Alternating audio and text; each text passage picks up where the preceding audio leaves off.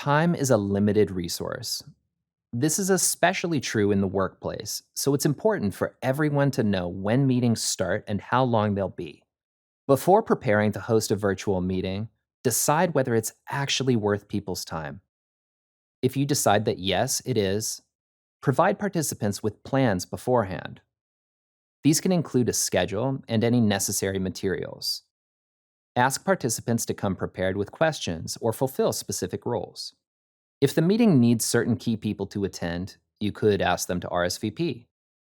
If these participants can't make it, then there's no reason to hold the meeting. At that point, the best course of action would be to cancel or reschedule. It's a good idea to schedule a meeting on a digital calendar. Microsoft Outlook and Google Calendars are commonly used. That'll help you make sure that all the key people can attend. Calendar applications also show overlaps between meeting times and other scheduled events. If associates have shared their calendars, you'll also be able to see any overlaps for them too. Scheduling software can send invites and reminders.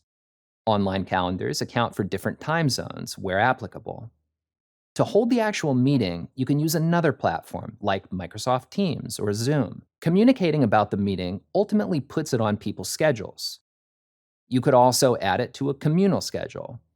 It's more challenging in a virtual environment to tell when a meeting is about to happen or already is. After all, you're not going to have the benefit of seeing all your coworkers walk to the conference room.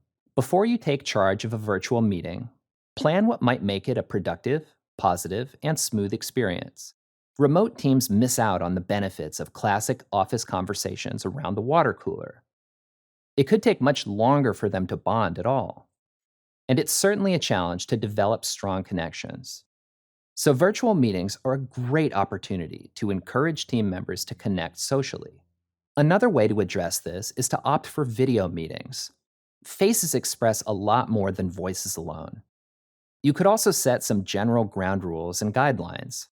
Explain what would be considered appropriate in the virtual setting as needed. The physical distance is never an invitation to verbally attack or discomfort a coworker. Civil discussion is the only acceptable option. Once you've established the kind of culture you want your virtual environment to adopt, it's time to get down to business. Before getting into the objectives of the meeting, consider having a brief block of open time. This is when people can talk about events that aren't related to work. You can open the room earlier, which lets early arrivals engage in small talk. Make sure to greet people as they show up. Hopefully, others will follow suit. It'll create a more social and personable atmosphere. Sometimes a virtual meeting will be the first time people are getting to know each other, or there are new members. Some quick introductions will help settle everyone in. Adding a name and story to a face on the screen can help remind employees that these are real people.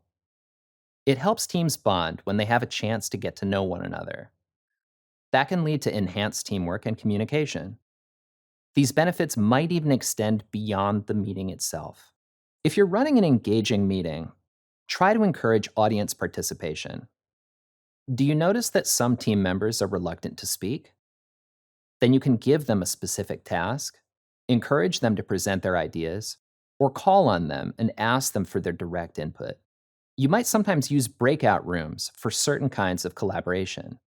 This is where participants are divided into smaller groups and work in separate video chat spaces.